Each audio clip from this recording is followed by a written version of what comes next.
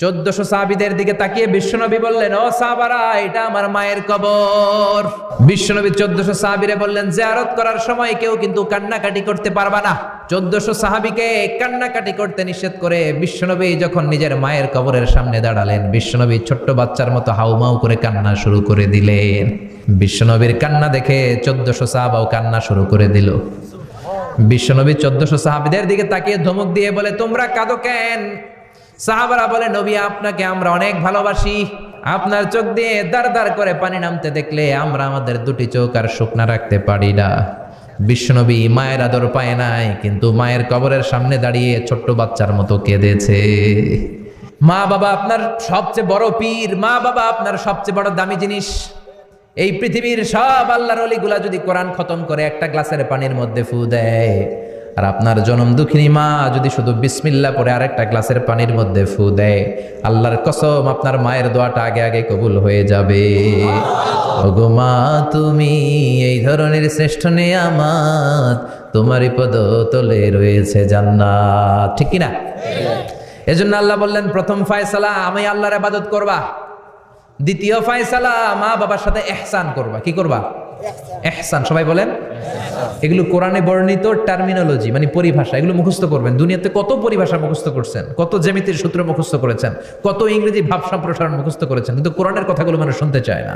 মাতা পিতার প্রতি আমরা সবাই আজকে থেকে ইহসান করব। কি করব? আমরা বললাম, আল্লাহ ইহসান কি? ইহসানের ব্যাখ্যা দেন। আল্লাহ নিজেই কোরআনে ইহসানের ব্যাখ্যা দিলেন, ইম্মা يبلغن عندك الكبر أحدهما أو كلاهما فلا تقل لهما أف। ইহসানের ব্যাখ্যা হলো, আল্লাহ বললেন ইহসানের ব্যাখ্যা কি? শোনো শোনো। ইহসানের 5টা ব্যাখ্যা আল্লাহ দিলেন। প্রথম ব্যাখ্যা হলো, মা বাবা যখন বার্ধক্যে উপনীত হয়, মা বাবার বয়স যখন 60 হয় 70 হয়, তখন তাদের কোনো কর্মকাণ্ডের কারণে ছেলে মেয়ে হিসেবে নাক ছিটকানো যাবে না, শব্দটাও করা যাবে না। কার কথা? মা বাবা আমাদের অনেকেরই বয়স হয়ে গেছে 60-70, আছে না নাই? বিছানায় পড়া, তাদের কোনো কাজে, তাদের কোনো আচরণে নাক ছিটকানো যাবে? জোরে বলেন। আল্লাহ বলে, খবরদার, নাক ছিটকানো তো দূরের কথা, কি যন্ত্রণা, এই কথাটাও বলা যাবে না। ঠিক কি না? এর কারণ আমরা যখন ছোট ছিলাম আমরা কম জ্বালাতন করি নাই।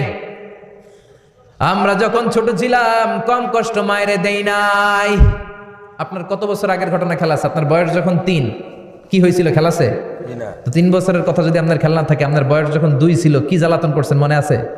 বয়স যখন ছিল 1, তখন তো আরো বেশি জ্বালাইছেন, তখন তো আমরা আরো বেশি জ্বালিয়েছি। ঠিক কি না? আল্লাহ বলেন, তোমরাও কম জ্বালাও নাই, পেশাব পায়খানা করে ঘর ভরায় দিতা, শীতের রাতে বিছানা ঠান্ডা করে দিতা, ডান দিকে নিয়ে তোমার মা তোমার সাথে ঘুমালো, ডান দিকে পেশাব করে ভিজিয়ে দিয়েছো, তোমার মা তোমার ঘর থেকে বের করে দেয় নাই। বাম দিকে আদর করে রেখেছে, বাম দিকে পেশাব করে ভিজিয়ে দিয়েছো, তারপরেও তোমার মা লাথি মেরে তোমার ঘর থেকে বের করে দেয় নাই। শীতের রাতে তোমার মা তোমার বুকে নিয়ে ঘুমালো, কনকনে মাঘ মাসের শীতের রাত, পেশাব করে মায়ের জামাটা ভিজিয়ে দিয়েছো। রাত 3টার দিকে মা উঠে জামাটা চেঞ্জ করে নতুন জামা পরে তোমারে কোলে নিয়ে ঘুমিয়েছে, তোমারে ঘর থেকে তাড়িয়ে দিয়েছে নাকি? জোরে বলেন না। মা তোমারে ঘর থেকে বের করে নাই, তারা দেয় নাই, এতিমখানায় ফেলে আসে নাই, রাস্তায় ফেলে আসে নাই। যেই মা বাবা তোমাদেরকে এত যত্ন করলো, এত আদর করলো, তাদের বার্ধক্যে কোনো কাজের কারণে নাক ছিটকাবা না, তাদেরকে তোমরা বৃদ্ধাশ্রমে দিয়ে আসবা না। কার কথা? বৃদ্ধাশ্রম বাংলাদেশে আছে না নাই? ছেলে আমার মস্ত মানুষ, মস্ত অফিসার, মস্ত ফ্ল্যাটে যায় না দেখা এ পারে ও পার, নানান রকম জিনিস আর আসবাব দামি দামি, সবচেয়ে কম দামি ছিলাম একে মাত্র আমি। ছেলের আবার আমার প্রতি অগাধ সম্ভ্রম, আমার ঠিকানা তাই বৃদ্ধাশ্রম। ঠিক না? মা কেঁদে কেঁদে বৃদ্ধাশ্রমে বালিশ ভিজায়। ছোটবেলা ওই মারে কত যন্ত্রণা দিলা, কষ্ট দিলা, আজকে মনে নাই? বউয়ের পাল্লায় পড়ে মাকে তুমি বৃদ্ধাশ্রমে দিয়ে আসছো। খবরদার, যারা মা বাবারে বৃদ্ধাশ্রমে দেয় তারা বয়সে পৌঁছলে, তারা বার্ধক্যে পৌঁছলে, তারা যখন মা বাবা হবে তাদের কপালে বৃদ্ধাশ্রম থাকবে না। ঠিক কিনা? যে ডাকাত মা বাবারে বৃদ্ধাশ্রমে দিয়ে এসেছো, তোমার কপালে বৃদ্ধাশ্রম নাই। ভাঙ্গা থালা হাতে নিয়ে তুই ভিক্ষা করে খাবি, চিল্লা এখন। ঠিক কিনা? আল্লাহ বললেন, খবরদার, আমি আল্লাহর 2টা ফয়সালা। প্রথম ফয়সালা ইবাদত হবে একজনের, তিনি কে? আর ইহসান করবা মা বাবার সাথে। আমরা বললাম ইহসান কি? আল্লাহ বললেন, মা বাবা যখন বার্ধক্যে পৌঁছে, খবরদার তাদের কোনো কাজে নাক ছিটকাবা না, বৃদ্ধাশ্রমে দিবা না, তাদের খেদমত করবা, তোমার জীবনটারে উজালা করে দিবে কে? জোরে বলেন না। আল্লাহ বললেন ইহসানের 2 নাম্বার ব্যাখ্যা, ওয়ালা তানহারহুমা ওয়া কুল লাহুমা কাওলান কারীমা। মা বাবারে ধমক দিও না। কি দিও না? অনেকে মা বাবারে ধমক দেয়, কি দেয় না? জোরে কোন?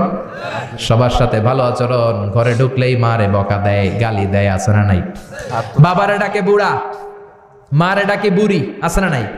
তুমি কেমন করে বাবারে বুড়া ডাকলা, মারে বুড়ি ডাকলা? তাদের এই বয়সটা তো এমনি এমনি হয় নাই, তোমারে লালন পালন করতে যেয়ে তারা তাদের জীবন যৌবন হারিয়ে আজকে বুড়া বুড়ি, ঠিক কিনা? তোমাকে মানুষের মতো মানুষ করতে যে তারা তাদের জমি হারালো, তোমারে বিদেশ পাঠাতে যে তারা তাদের বিটে মাটি হারালো। খবরদার এরকম দয়াময় মা বাবাকে ধমক দিও না। কার কথা? ওয়ালা তানহারহুমা।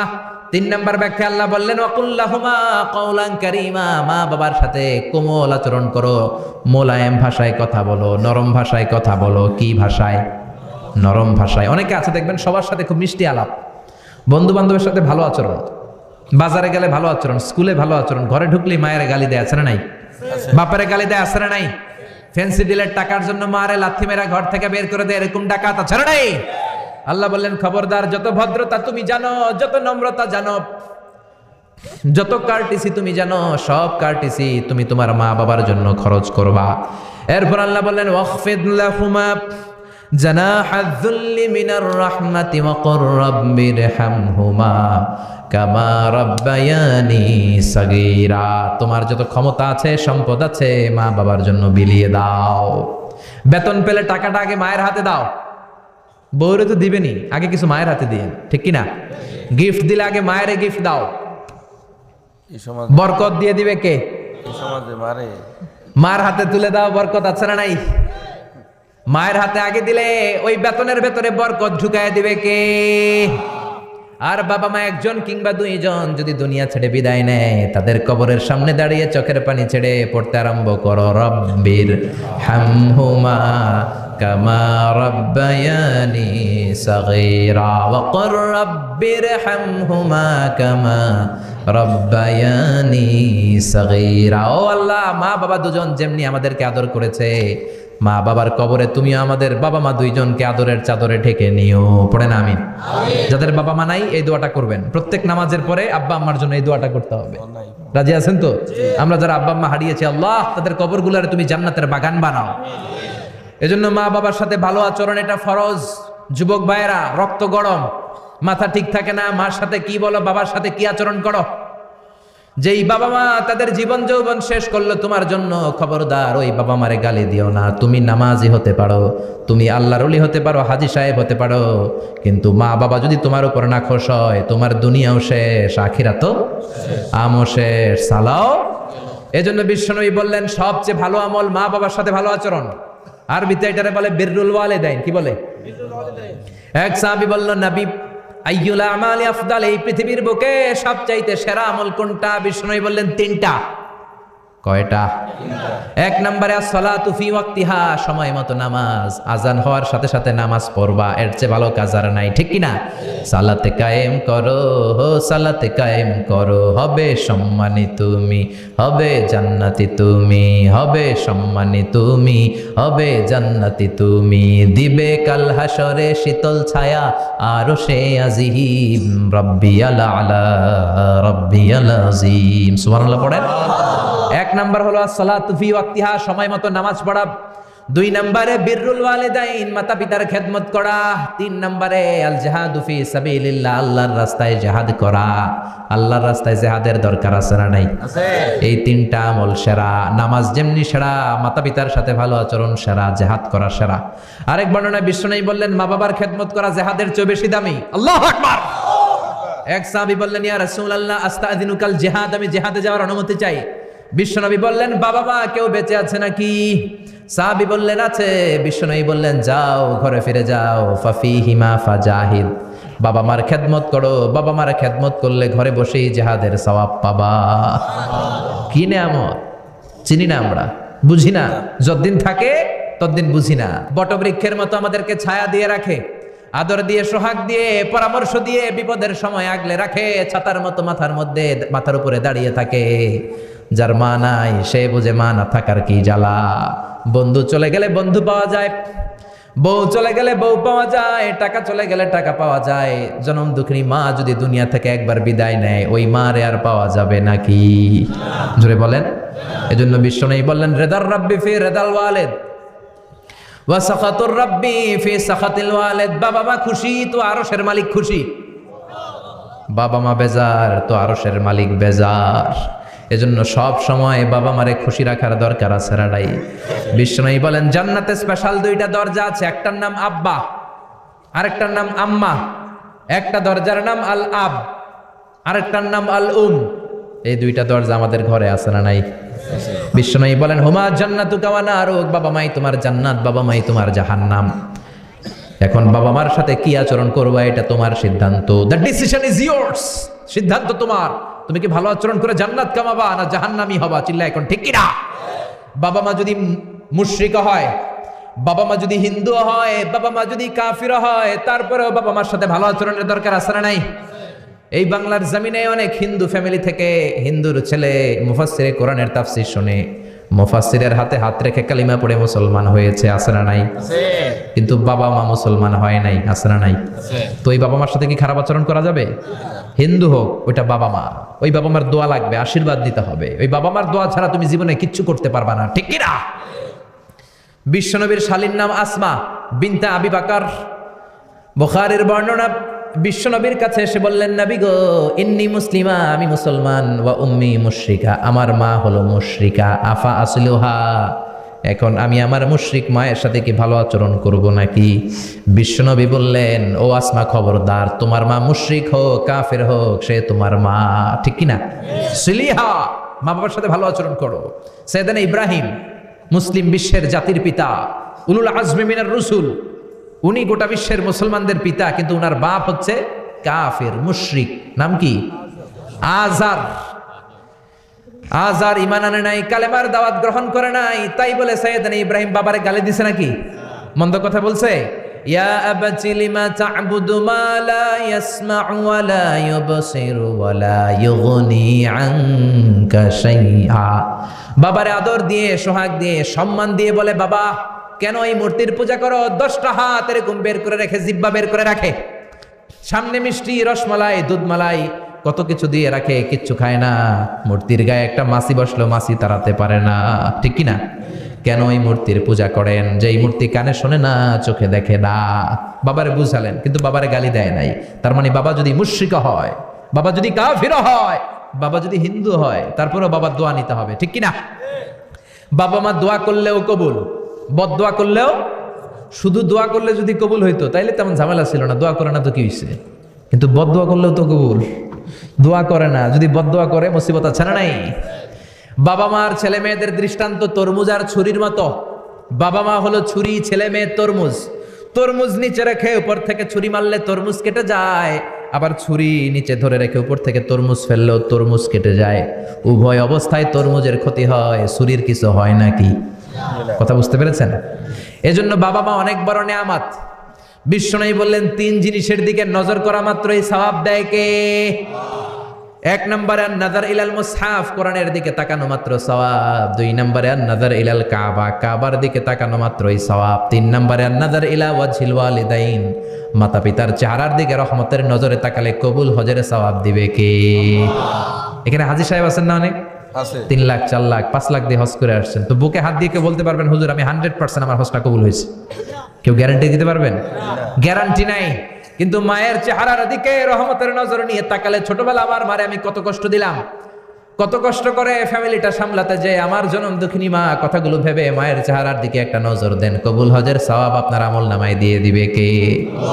এক সাহাবী বললেন, নবী ওয়ালাউ মি আমাররা, যদি আমি দিনে 100 বার তাকাই তাহলে কি 100টা কবুল হজের সওয়াব হবে নাকি? বিশ্বনবী বললেন, নাম, ওয়ালাউ মি আমাররা, 100 বার যদি রহমতের নজরে তাকাও 100টা কবুল হজের সওয়াব হয়ে যাবে। চিল্লায় পড়েন আল্লাহু আকবার। আবার বিশ্বনবী বলতেন, 3 ব্যক্তির দোয়া আল্লাহ ফেরায় না। সালাসু দাওয়াতিন মুস্তাজাবা লা শাক্কা ফিহিন্না, তিনটা দোয়া করলেই কবুল। এক নম্বরে দাওয়াতুস সাইম, রোজাদার ব্যক্তি দোয়া করলে কবুল করে কে? দুই নাম্বার দাওয়াতুল মুসাফির, মুসাফির দোয়া করলে কবুল করে কে? তিন নাম্বার দাওয়াতুল ওয়ালিদাইনি লিওয়ালাদিহি, মাতা পিতার দোয়া ছেলে মেয়েদের জন্য কবুল করে কে? মাতা পিতার দোয়াও কবুল, বদদোয়াও। যুবক ভাইরা সাবধান, বদদোয়াও কবুল। বুখারীর বর্ণনা, বনি ইসরাইলের একজন বড় আবিদ ছিল, নাম জুরাইজ। কি নাম? সবাই বলেন, আরো জোরে বলেন, কি নাম? জুরাইজ অনেক বড় আল্লাহর ওলি, পাহাড়ের উপরে তার বাড়ি। সারা রাত তাহাজ্জুদ গুজার হয়। তার গির্জার পাশে তার মায়ের ঘর। তাহাজ্জুদ গুজার হতে হতে বড় আল্লাহর ওলি হয়েছে। তাহাজ্জুদ পড়া ছাড়া ওলি হওয়া যায় নাকি? জোরে বলেন। ওমিনাল লাইলি ফাতাহাজ্জাদ বিহি নাফিলাতাল লাকা আসা আন ইয়াবআসাকা রাব্বুকা মাকামাম মাহমুদা। তাহাজ্জুদের নামাজ পড়লে আপনার মর্যাদা বাড়িয়ে দিবে কে? আল্লাহ। উনি প্রতি রাতে তাহাজ্জুদ পড়তেন। শুনতেছেন না? জিমানি আসছে আপনাদের? জি না। প্রতি রাতে তাহাজ্জুদ পড়তেন। একদিন তাহাজ্জুদের নামাজে দাঁড়ালেন, আল্লাহু আকবার। ইন দ্য মিন টাইম উনার মা পাশের ঘর থেকে ডাক দিয়েছে, বাবা জুরাইজ, ইয়া জুরাইজ আশরিবনি মোয়া, আমার একটু পানি খাওয়া। কি খাওয়া? রাতের বেলা মাঝে মাঝে বয়স্কদের পানির তৃষ্ণা লাগে না? ও বাবা পানি খাওয়া। জুরাইজ মনে মনে ভাবে, হায় হায়, আমি তো নামাজে দাঁড়ানো, নামাজ পড়বো নাকি, মা রে পানি খাওয়াবো। মনে মনে ভাবলো নামাজটা শেষ করে নেই, তারপরে মায়ের কাছে যাই। কিছুক্ষণ পরে আবার তার মা ডাকে, ইয়া জুরাইজ, ও জুরাইজ পানি খাওয়া। আবার জুরাইজ মনে মনে বলে, নামাজের পরে যাব, নামাজটা শেষ করি। কিছুক্ষণ পরে আবার মা ডেকে ওঠে জুরাইজ। জুরাইজ মনে মনে ভাবে, এই তো নামাজ শেষ, এখনই যাব, এখনই আমার জনম দুঃখনি মারে পানি খাওয়াবো। কিন্তু মায়ের সহ্য হয় নাই, মায়ের মনে কষ্ট চলে আসছে। মা তার অন্তরে ব্যথা পেয়ে বদদোয়া করে ফেলছে। কবুল করে নিছে কে? আল্লাহ। এটা আপনার আল্লাহর ওলি না মুফাসসিরে কোরআন না হাফেজে কোরআন, ইট ডাজন্ট ম্যাটার। এটা কোনো বড় বিষয় না। মা হাত তুলে কিছু কইলেই গোল। সুবহানাল্লাহ কইতে পারলেন না? বুলেট মারলে মিস হয়, ড্রোন হামলা করলে মিস হয়, মিসাইল মারলে মিস হয়, আণবিক বোমা মারলে মাঝে মাঝে মিস হয়। মায়ের দোয়া মিস হয় নাকি? জোরে বলেন। দোয়া করা মাত্র, দোয়া কিংবা বদদোয়া মুহূর্তেই কবুল করে নেয় কে? মা বদদোয়া করলেন। বুখারীর বর্ণনা, আল্লাহুম্মা লা তুমিতহু ইল্লা আন তুরিয়াহুল মুমিসাত, ও আল্লাহ বেশ্যা নারীর ফিতনায় না ফেলে জুরাইজকে মেরো না। কবুল করলো কে? আল্লাহ। 3 দিন পর এক বেশ্যা নারী এসে হাজির। দরজায় নক করতে শুরু করেছে। জুরাইজ দরজা খুললো। খোলার পরে বেশ্যা নারী বলে, দেখো আমি কত সুন্দরী, অনন্যা, সুস্নিগ্ধা, প্রিয়ংবদা, সুহাসিনী, সুকেশিনী, অসূর্যম পশ্যা, কাক পক্ষী টের পাবে না, পৃথিবীর কেউ দেখবে না, চলো আমরা অপকর্মে লিপ্ত হই। জুরাইজ বলে, মাআদাল্লাহ, আমি আল্লাহরে ভয় পাই, আমার এইখান থেকে দূর হয়ে যাও। জুরাইজের কাছে সুবিধা করতে পারে নাই। না পেরে বেশ্যা পাহাড় থেকে নেমে এসে দেখে এক রাখাল সারাদিন ছাগল চড়ানোর পর ক্লান্ত শ্রান্ত হয়ে ঘুমাইতেছে।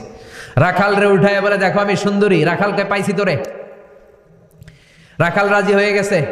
বেশ্যার রাখাল মিলে জিনা ব্যভিচার করেছে, অপকর্মে লিপ্ত হয়েছে, অবৈধ শারীরিক সম্পর্কে জড়িত হয়েছে। তাদের এই অবৈধ সম্পর্কের ফলে বেশ্যার পেটের ভেতরে বাচ্চা দিয়ে দিছে কে? দিন যায়, মাস আসে, মাস গড়িয়ে মাস আসে, বছর আসে, 3 মাস পরে বেশ্যার পেটটারে এত উঁচা কইরা দিছে কে? এলাকার লোকেরা ধরছে, কিরে তোর তো বিয়ে হয় নাই, বাচ্চা পাইলি কই? প্রশ্ন আছে না নাই? You didn't get married yet. From where did you get the baby? বাচ্চা পেলি কোথায়? তোর স্বামী নাই, তোর বিয়ে হয় নাই, তোরে তো আমরা চিনি এলাকার মেয়ে, বাবু পেলি কই? তোর পেট বড় হইলো কেন? বেশ্যা বলে, ওই যে আল্লাহর ওলি জুরাইজ আমার সাথে অপকর্ম করেছে, আমার পেটের বাচ্চার বাবা হলো আল্লাহর ওলি জুরাইজ। কথাটা কি সত্য না অসত্য? মিথ্যা। কত পার্সেন্ট মিথ্যা? 100% মিথ্যা। সবাই কয়, কিরে জুরাইজ, এতদিন ভাবতাম তুই আল্লাহর ওলি, এখন দিয়ে ভণ্ড। উপর দিয়ে ফিটফাট, ভিতর দিয়ে সদরঘাট, তোর সদরঘাট আজকে খুলতেছি। এলাকার লোকেরা লাঠি চোটা নিয়ে ওর গির্জার উপরে যে সবাই ধরছে, কিরে তোর উপর মে পাক সাফ, আন্দার মে খালাত মালাত, তোর বাইরে এত বড় লম্বা জুব্বার, ভিতরে এত ভেজাল, ঘটনা কি? এত ঝামেলা কোন তোর ভিতরে? সবাই মিলে গির্জা ভেঙে জুরাইজকে রশি দিয়ে বেঁধে জামিনে নিয়ে আসছে। জুরাইজ কয়, আমার অপরাধ কি? অপরাধটা বলো। সবাই বলে, তুই অপকর্ম করেছিস সেই বেশ্যার সাথে। জুরাইজ কয়, মাফ চাই, দোয়াও চাই, আমি তো এই বেশ্যারে চিনি না। সবাই বলে, পাপ করার পরে কেউই কিছু জানে না, তোর অবস্থাও তাই, তোর ডেথ পেনাল্টি, তোরে আমরা মৃত্যুদণ্ড দেব। কি দণ্ড?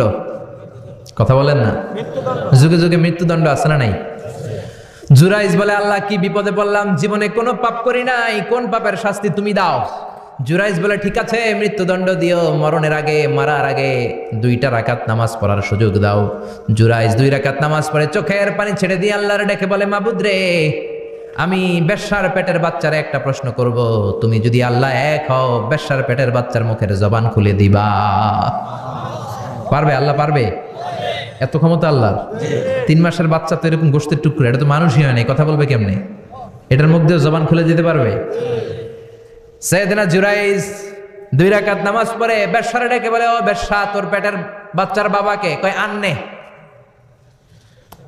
এবার জুরাইজ বেশ্যার পেটের বাচ্চার দিকে ইঙ্গিত করে ডেকে বলে, ও পেটের বাচ্চা, তোমার রব যদি আল্লাহ হয় তোমারে আমি প্রশ্ন করব, তুমি সবাইকে জানিয়ে দাও তোমার বাবাকে। কি আজীব তামাশা, সব মানুষকে তাজ্জুব করে। বেশ্যার পেটের ভেতর থেকে ছোট্ট বাচ্চা আওয়াজ করে বলল, আনতালাস্তা আবি, আপনি আমার বাবা নন। আবি যাকা রাইল গানাম, ওই যে সিপার মধ্যে দাঁড়ায় আছে রাখাল, ওই রাখাল হলো আমার বাবা। চিৎকার করে পড়েন আল্লাহু আকবার। এত বড় আল্লাহর ওলি, সেও মায়ের বদদুয়া থেকে রেহাই পায়। তো আমরা কোথায় আছি? বদদুয়া করলে ভেজালে পড়ে যেতে হবে, রেহাই পাওয়া যাবে না। চিল্লায় এখন ঠিক কিনা? এজন্য খবরদার এমন আচরণ করব না যাতে বদদুয়া পাই। মা বাবার দোয়া নিব, কি নিব? মা বাবার খেদমত করব, তাদের কাছ থেকে দোয়া নিব। খবরদার মা বাবাকে হাদিয়া দিব। অনেকে মা বাবারে হাদিয়া না দিয়া এদিক সেদিক হাদিয়া দেয়, আছে না নাই?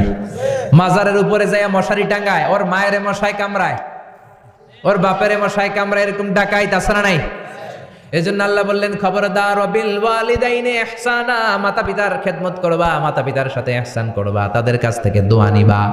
কারণ মা বাবা তোমাদের জন্য যে কষ্ট সহ্য করেছে, সারা জীবন খেদমত করলেও সুদ আদায় হবে। আল্লাহ বললেন খবরদার, 3 কারণে মায়ের মর্যাদা বেশি। আবার বিশ্বনবীও বললেন বাবার চেয়ে মায়ের মর্যাদা বেশি। এক হাদিসে বললেন 3 গুণ, আর এক হাদিসে বললেন 4 গুণ। সাহাবী বললেন কার সাথে ভালো আচরণ করব? বিশ্বনবী বললেন উম্মুক, তোমার মায়ের সাথে। তারপরেও বললেন মায়ের সাথে, তারপরেও মায়ের সাথে, তারপরে মায়ের সাথে, 5মবারে বললেন তোমার পিতার সাথে। 4 বার মায়ের কথা বললেন। কয়বার? আরো জোরে বলেন। এজন্য আল্লাহ ডেকে বলে, গোলাম খবরদার মায়ের সাথে ভালো আচরণ করবা। কারণ হামালাতহু উম্মুহু, বাবা তোমারে পেটে ধরে নাই, পেটে ধরেছে কে? ওয়াহানানা আলা ওয়াহান, বোঝার পরের বোঝা, জ্বালার পরের জ্বালা, যন্ত্রণার পরের যন্ত্রণা বাবা সহ্য করে নাই, করেছে কে? ফাসালহু ফি আমাইন, 2 বছর বাবা দুধ খাওয়ায় নাই, দুধ খাওয়ালো কে? কয় লিটার দুধ আপনি সাবার করছেন মায়ের বুকের, কোনো হিসাব আছে? বিশ্বনবী বললেন লাউ কাতাআতা জিলদাক, তোমার চামড়াগুলো কেটে কেটে রোদে শুকিয়ে যদি মায়ের 2টা পায়ের জুতা বানায় দাও, 1 ঢোক দুধ যে খেয়েছো সেটার সৌদ আদায় হবে না, ঠিক কি না? মায়ের এক ধারে দুধের দাম, কাটিয়া গায়ের চাম, পাপস বানাইলেও ঋণের শোধ হবে না। এমন দরদি ভাবে কেউ হবে না আমার মাগো, ঠিক কিনা? 10 মাস 10 দিন কষ্ট দিলাম। একটা মা তার বাচ্চাকে জমিনে আনতে যে, জমিনের আলো দেখাতে যে কত কষ্ট করে, শুনেন। চিকিৎসা বিজ্ঞানীরা বলে সুস্থ মানুষ 45 ইউনিট ব্যথা সহ্য করতে পারে, এর বেশি পারে না। কত ইউনিট? 45 ইউনিট। এর বেশি যদি ব্যথা পায় কেউ, হয় মরে যাবে নয় বেহুশ। আমার আর আপনার মা আমাকে আর আপনাকে জন্ম দিতে যে 57 ইউনিট ব্যথা সহ্য করেছিল ডেলিভারির দিন। 57 ইউনিট, 57 ইউনিট প্লাস, তার চেয়েও বেশি। যেটা কোনো অ্যাক্সিডেন্টে আপনার দেহের 20টা হাড্ডি একসাথে ভেঙে গেলে যত ব্যথা, এর চেয়েও বেশি ব্যথা। সুবহানাল্লাহ কইতে পারলেন না? এজন্য আল্লাহ বললেন খবরদার মা বাবার সাথে খারাপ আচরণ করো না। মা বাবার সাথে খারাপ আচরণ করলে যত বড় আল্লাহর ওলি হও, কাজ হবে না। বিশ্বনবীর এক সাহাবী নাম হলো আলকামা। কি নাম? মৃত্যুর আগে দিয়ে আলকামার মুখ দিয়ে কালেমা বেরোয় না। সবাই মিলে আলকামারে বলে, ও আলকামা কালেমা, কালেমা পড়ো। আলকামার সামনে সবাই পড়ে লা ইলাহা ইল্লাল্লাহ, কিন্তু আলকামার মুখ দিয়ে বের হয় না। 3 দিন বিছানায় পড়া। কয়দিন? বিশ্বনবী বলেছেন লাকিনু মাউতাকুম লা ইলাহা ইল্লাল্লাহ, তোমরা তোমাদের মুমূর্ষু রোগীদের সামনে লা ইলাহা পড়ো। দাদা মরে যায়, চাচা মরে যায়, মুমূর্ষু বিছানায় পড়া, কাছে কানের সামনে যে পড়তে আরম্ভ করবেন লা ইলাহা ইল্লাল্লাহ, লা ইলাহা ইল্লাল্লাহু মুহাম্মাদুর রাসূলুল্লাহ। শুধু কালেমা যে পড়বেন, লা ইলাহা ইল্লাল্লাহ পড়বেন, আবার জোর করবেন না চাচা পড়েন চাচা কালেমা পড়েন, আপনি মরে যেতেছেন পড়েন, এগুলো বলবেন না। কারণ এরকম জোরাজোরি করলে এমনি তার রুহু বের হইতেছে, তার তো জান খারাপ। সে যদি রাগের মাথায় কয় না পড়ুন না, তাহলে ঝামেলা আছে না নাই? শুধু কানের সামনে যে মোলায়েম কণ্ঠে পড়তে আরম্ভ করবেন লা ইলাহা ইল্লাল্লাহ, লা ইলাহা ইল্লাল্লাহ, তাতেই সে বুঝে যাবে, ঠিক কিনা? বিশ্বনবীর সাহাবা আলকামার মুখ দিয়ে কালেমা বের হয় না। বিশ্বনবী সুহাইবকে পাঠালেন, বেলালকে পাঠালেন, দুইজন যে আলকামার কানের সামনে কালেমা পড়ে, কিন্তু কালেমা বের হয় না। বিশ্বনবী আলকামার বউরে ডেকে পাঠালেন, ও আলকামার বউ, আলকামা কেমন ছিল? আলকামার বিবি বলে, খুব নামাজি ছিল নবী, জিকির করতো, তাহাজ্জুদ মিস হতো না। আলকামার বাবা মা দুইজনের কেউ বেঁচে আছে নাকি? আছে, মা আছে। আলকামার মারে ডাকো। বিশ্বনবী আলকামার মারে বললেন, ও আলকামার মা, তোমার বেটা আলকামা কেমন ছিল? আলকামার মা বলে, ভালো ছিল, নামাজ পড়তো নি পড়তো, রোজা রাখতো নি রাখতো, তোমার সাথে কেমন আচরণ করতো? এই কথা জিজ্ঞেস করার পরে আলকামার মা কান্না শুরু করে দিয়েছে। ডেকে বলে, ও নবী, আমার কথা শুনতো না, বউ পাগলা ছিল, নামাজ রোজা ঠিকই ছিল, কিন্তু আমার কথার গুরুত্ব দিত না, অনেক কষ্ট দিছে আমারে, আজ আমার মনে ব্যথা। বিশ্বনবী বলল, তোমার নিজের ছেলে কি আর করবা, মাফ করে দাও। আলকামার মা বলে, না, মাফ করব না। কি বলে? ভেজাল আছে না নাই? বিশ্বনবী বললেন, লাকড়ি আনো, আগুন জ্বালাও, আলকামারে আমরা আগুনে ফেলবো। লাকড়ি আনা হলো, দাও দাও দাও দাও করে আগুন জ্বালানো হলো।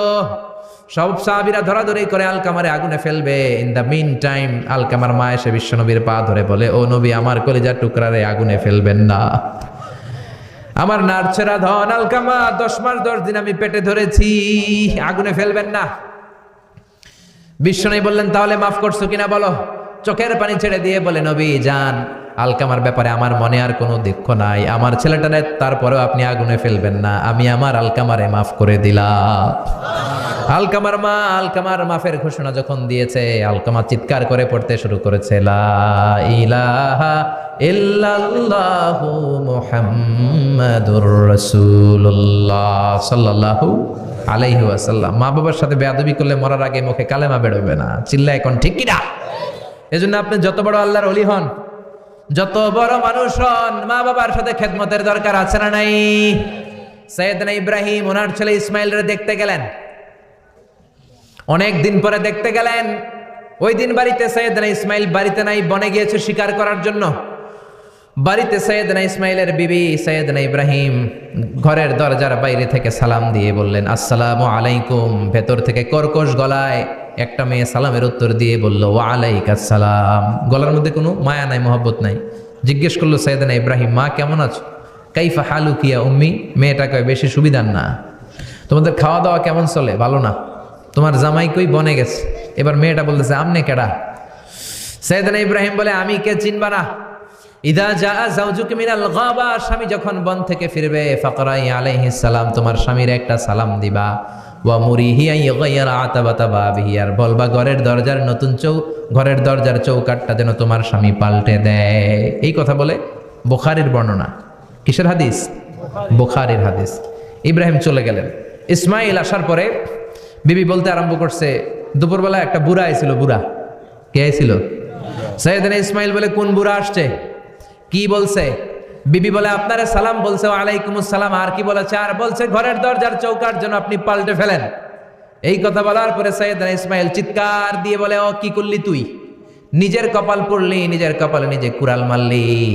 ও মিয়া, চোর বোঝে চোরের সিগনাল, পুলিশ বোঝে পুলিশের সিগনাল, নবী বোঝে নবীর সিগনাল, ঠিক কিনা? সাইয়েদনা ইব্রাহিম যা বলছে ইসমাইল আলাইহিস সালাম ধরে ফেলছে।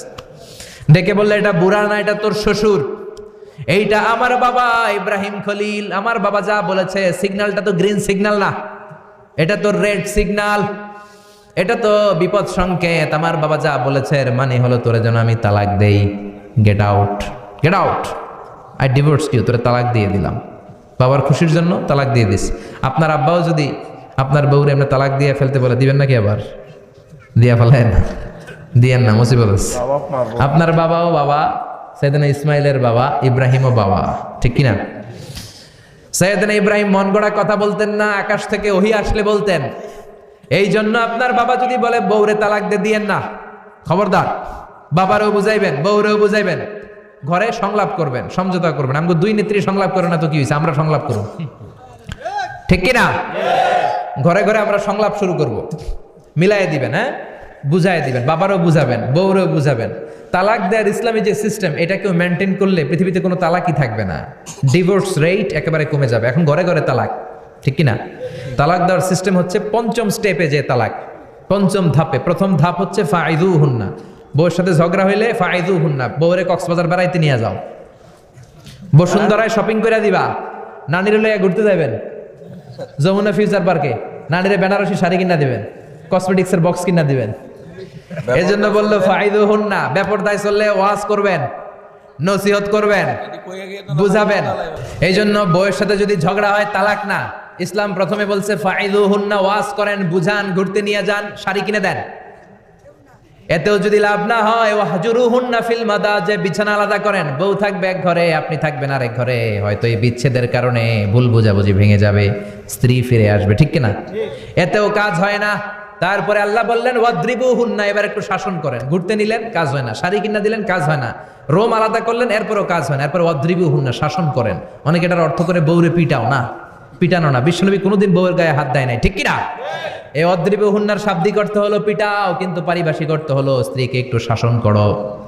মুফাসসিররা এই আয়াতের তাফসীর করতে যে হয়রান হয়ে গেছে, অনেকে বলছে ছোট্ট কাঠি দিয়ে পিটাও, আর বলে এই কথা শোনো না কেন, দুইটা বাচ্চা হয়ে গেছে, 3টা সন্তান হয়েছে, এখন সংসার ভাঙতে চাও কেন? অনেক মুফাসসির বলে মেসওয়াক দিয়ে বাড়ি মারো আস্তে আস্তে, অনেক মুফাসসির কয় কোল বালিশ দিয়ে পিটাও যাতে হাত পা না ভাঙে, ঠিক কিনা?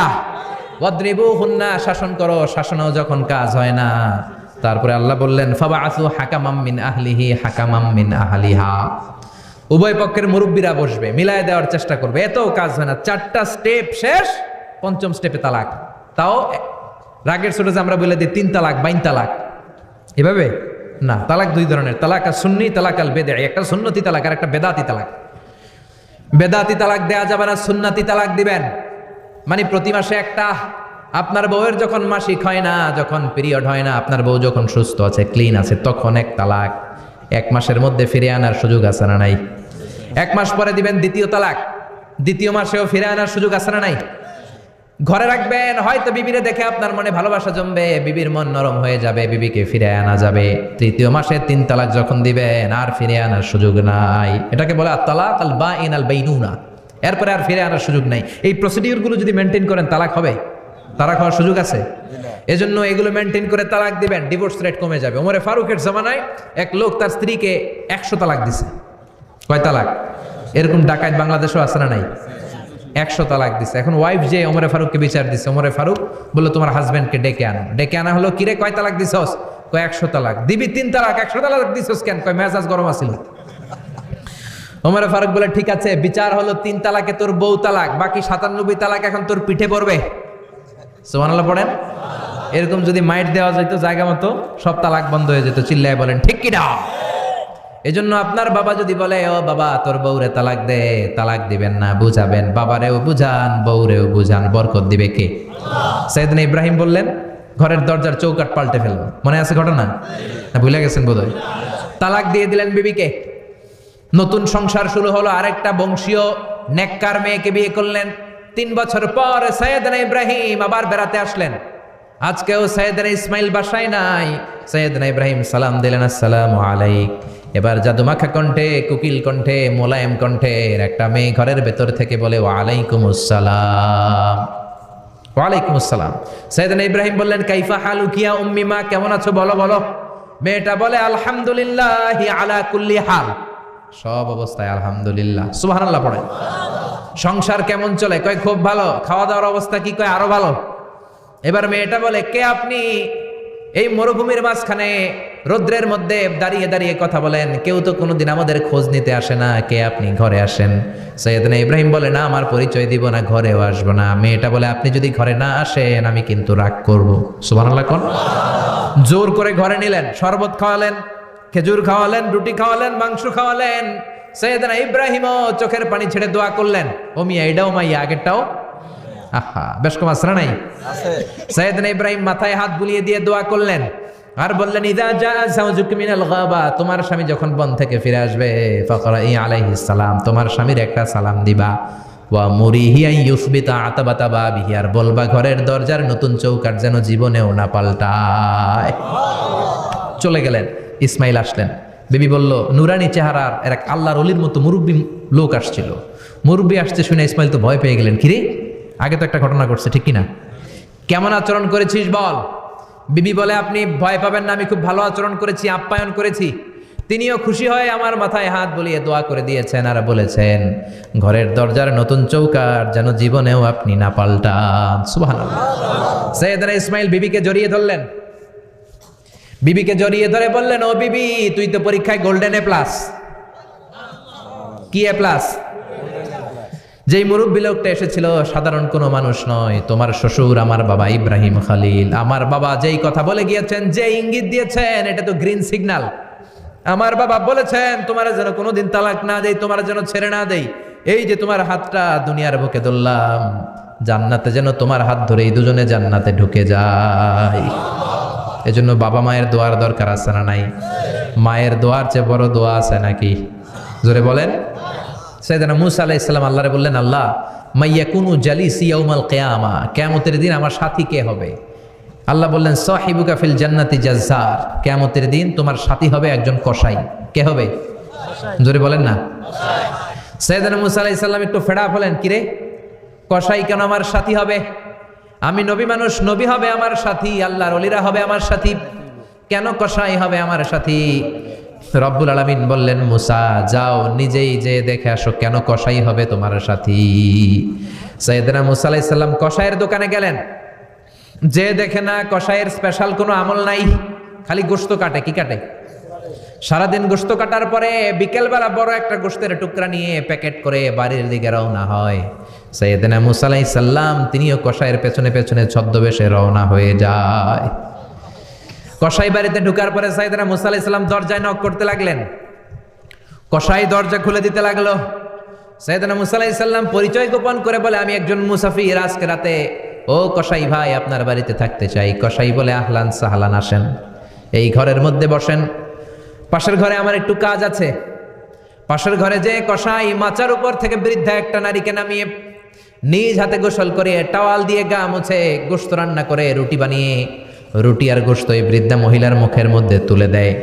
মহিলাটা তৃপ্তি সহকারে খাওয়ার পরে হাত দুইটা উপরের দিকে তুলে আঁচলটা পেতে আল্লাহরে ডেকে বলে, আল্লাহ, আমার ছেলের উপর আমি সন্তুষ্ট, এই বলে বিড়বিড় করে কি যেন দোয়া করে দেয়। মহিলাটাকে খাওয়ানোর পরে কসাই প্লেটের মধ্যে গোশত আর রুটি এনে সাইয়েদনা মুসার কাছে এসে বলে, ও মুসাফির ভাই, এই নেন আপনার রাতের খাবার। রাতের খাবার খেয়ে আপনি ঘুমিয়ে যান, সকালে আপনি যাবেন আপনার পথে, আমি যাব আমার দোকানে। সাইয়েদনা মুসা বলে, ও কসাই, আগে বলো এই বৃদ্ধা মহিলাটাকে। কসাই বলে, বৃদ্ধা মহিলাটা ছাড়া দুনিয়ায় আমার কেউ নাই, আমি ছাড়া ওই বৃদ্ধা মহিলার কেউ নাই। এই মহিলাটা হলো আমার জনম দুঃখিনী মা, মা ছাড়া আমার কেউ নাই, আমি ছাড়াও মায়ের কেউ নাই। প্রতিদিন আমি আমার মারে গোসল করাই, নিজ হাতে রান্না করে খাওয়াই। সাইয়েদনা মুসা বলে, তোমার মা হাত তুলে কি দোয়া করলো এটা বলো। কসাই বলে, আমার মা প্রতিদিন রাতে খুশি হয়ে একটা পাগলা দোয়া করে, গত কয়েক বছর ধরে এই দোয়াটা করছে, অনেক বছরের দোয়া, আমি জানি কোনোদিন এই দোয়াটা কবুল হবে না। সাইয়েদনা মুসা বললেন, কি দোয়া? কসাই বলে, আমার মা খুশি হওয়ার পরে চোখের পানি ছেড়ে দিয়ে হাত তুলে বলে, আল্লাহ, আমি আমার ছেলের উপর অনেক সন্তুষ্ট, শুনেছি এই জামানার বনি ইসরাইলের সবচেয়ে বড় পয়গম্বর, তার নাম নাকি মুসা কালিমুল্লাহ। আমি তোমার কাছে দোয়া করে গেলাম, আমার ছেলের তুমি ওই মুসা নবীর সাথে জান্নাতে ঢুকাইয়া দিবা। মুসা আলাইহিস সালাম বলে, কানেকশন তো এই জায়গায়, আসল কানেকশন তো এখানে, এটা তো মায়ের দোয়ার বরকত। আল্লাহু আকবার। এজন্য মায়ের দোয়ার বরকতে কসাইকে নবীর সাথী বানিয়ে দিয়েছে কে? বিশ্বনবী বাবা মার আদর পায় নাই, জন্মের আগে বিশ্বনবীর বাবা নাই, 6 বছর বয়সে মা নাই, দাদার কাছে মানুষ হয়েছেন, চাচার কাছে মানুষ হয়েছেন। বিশ্বনবী হুদাইবিয়ার উমরা যেদিন করতে যাবেন, 1400 সাহাবীকে নিয়ে বিশ্বনবী উমরা করার জন্য রওনা হলেন। পথিমধ্যে আবওয়া নামক জায়গার মধ্যে বিশ্বনবীর মায়ের কবর। বিশ্বনবীর মায়ের নাম কি? তোরা দেখে যা আমিনা মায়ের কোলে, মধু পূর্ণিমারি সেথা চাঁদ দোলে, তোরা দেখে যা আমিনা মায়ের কোলে। ঠিকই না? মায়ের কবর পড়ল সামনে, জায়গার নাম আবওয়া, ছোট্ট একটা টিলা। 1400 সাহাবীদের দিকে তাকিয়ে বিশ্বনবী বললেন, ও সাহাবারা, এটা আমার মায়ের কবর। আমি আল্লাহর কাছ থেকে অনুমতি পেয়েছি মায়ের কবর জিয়ারত করার, তোমরা যারা জিয়ারত করতে চাও আসো। 1400 সাহাবী বলে, আমরাও আপনার মায়ের কবর জিয়ারত করব। বিশ্বনবী 1400 সাহাবীরে বললেন, জিয়ারত করার সময় কেউ কিন্তু কান্নাকাটি করতে পারবা না, 1400 সাহাবীকে কান্নাকাটি করতে নিষেধ করে বিশ্বনবী যখন নিজের মায়ের কবরের সামনে দাঁড়ালেন, বিশ্বনবী ছোট্ট বাচ্চার মতো হাউমাউ করে কান্না শুরু করে দিলেন। বিশ্বনবীর কান্না দেখে 1400 সাহাবাও কান্না শুরু করে দিল। বিশ্বনবী 1400 সাহাবীদের দিকে তাকিয়ে ধমক দিয়ে বলে, তোমরা কাঁদো কেন? সাহাবারা বলে, নবী আপনাকে আমরা অনেক ভালোবাসি, আপনারে কাঁদতে দেখলে আমাদেরও কান্না আসে। আপনার চোখ দিয়ে দাঁড় দাঁড় করে পানি নামতে দেখলে আমরা আমাদের দুটি চোখ আর শুকনা রাখতে পারি না। বিশ্বনবী বললেন, আদ্রাকাতনি রাহমাতুহা ফাবাকাইতু। আমার ছোটবেলার স্মৃতি মনে পড়েছে, আমার মা যে আমারে আদর করেছে ওই স্মৃতিগুলো আমার মনে পড়েছে। আমার মা আমেনা আমারে জাইতুনের তেল মালিশ করে দিত গায়ে, আমার মা আমেনা আমারে জামা পরিয়ে দিত, কোলে নিত, আদর করতো, চুমু খেত। ওই স্মৃতিগুলো আমার মনে পড়েছে, তাই আমি কাঁদি, তোমরা কাঁদো কেন? বিশ্বনবী মায়ের আদর পায় নাই, কিন্তু মায়ের কবরের সামনে দাঁড়িয়ে ছোট্ট বাচ্চার মতো কেঁদেছে। এজন্য মায়ের দোয়ার দরকার আছে না নাই? বিশ্বনবী কানা ইউকাসিমুল আহমান ফিল জিআররানা, জিআররানা নামক জায়গার মধ্যে বিশ্বনবী কুরবানির গোশত বিতরণ করছেন। কিসের গোশত? বাংলাদেশে কুরবানির গোশত বিতরণ হয় কি হয় না? জোরে বলেন। বিশাল লম্বা লাইন। বিশ্বনবী লাইনের মধ্যখান থেকে বৃদ্ধা একটা নারীকে আলাদা করে নিয়ে আসলেন। বিশ্বনবী নিজের গায়ের চাদরটা বিছিয়ে দিলেন, মহিলাটারে বসালেন, বড় একটা গোশতের টুকরা দিলেন, প্যাকেট দিলেন। বৃদ্ধা মহিলাটাও বিশ্বনবীর মাথার মধ্যে হাত বুলিয়ে দিয়ে দোয়া করে গেল। সাহাবীরা বললেন, ইয়া রাসূলুল্লাহ, ইয়া হাবিবাল্লাহ, হাজার হাজার মানুষ, কাউকে তো লাইন থেকে আলাদা করলেন না, কে এই বৃদ্ধা মহিলা? কেন এই মহিলারে নিজের চাদরের উপরে বসতে দিলেন? বিশ্বনবী বললেন, জন্মের আগে আমি বাবা হারালাম, 6 বছর বয়সে মাকে হারিয়েছি, মায়ের বুকের দুধ আমি খেতে পারি নাই। যেই মহিলাটারে আমার চাদরের উপরে বসতে দিলাম, এই মহিলাটা হলো আমার দুধ মা হালিমা, বনু সাদ গোত্রের হালিমা। এই হালিমার বুকের দুধ খেয়ে আজকে আমি তরতাজা নবী মুহাম্মদ। চিল্লায় কোন আল্লাহু আকবার। এজন্য মা বাবার দোয়ার দরকার আছে না নাই? কখনো মা বাবার সাথে বেয়াদবি করা যাবে না, গরম আওয়াজে কথা বলা যাবে না, উচ্চবাচ্য করা যাবে না, কোমল আচরণ করতে হবে, মা বাবার দোয়া নিতে হবে। কোনো কারণে মা বাবার সাথে যদি ঝগড়া হয়, বাক বিতণ্ডা হয়, আজকের মাহফিলের পরে মা বাবার পা ধরে আমরা ক্ষমা চাবো। রাজি আছেন? সবাই রাজি আছেন? কেউ যদি মা বাবার পা ধরে ক্ষমা চায়, মা বাবা কি ক্ষমা না করে পারে? আর আম্মা আব্বার পায়ে ধরে চোখের পানি ছাড়তে কি কোনো লজ্জা আছে? জোরে বলেন, আছে? আজকে আমরা ক্ষমা চাইবো, আজকে আমরা দোয়া নিব। মা বাবার দোয়া সবচেয়ে বড় দোয়া। মায়ের দোয়া থাকলে ওই ব্যক্তি কখনো ব্যর্থ হয় না। মায়ের দোয়া, আল্লাহর রহমত, এই দুইটা জিনিস যদি কারো জীবনে থাকে, সফলতা তার হাতে ধরা দিবে, ঠিক কি না? এজন্য আল্লাহ বললেন, আমার স্পেশাল ফয়সালা দুইটা। কয়টা? ওয়াকাদা রাব্বুকা আল্লা তা'বুদু ইল্লা ইয়্যা ওয়া বিল ওয়ালিদাইনি ইহসানা। প্রথম ফয়সালা ইবাদত হবে একজনের, তিনি কে? আল্লাহ। আল্লাহ ছাড়া অন্য কারো জিকির করা যাবে? আল্লাহ ছাড়া অন্য কারো কাছে চাওয়া যাবে? আল্লাহ ছাড়া কোনো মাজারে যে সেজদা দেওয়া যাবে? দ্বিতীয় ফয়সালা হলো মাতা পিতার খেদমত করতে হবে। আমরা যতটুকু পারি মা বাবার জন্য অর্থ ব্যয় করব, তাদের খেদমত করব, তাদের কাছ থেকে দোয়া নিব। আমাদের জীবনকে উজালা করে দিবে কে? আরো জোরে বলেন, কে?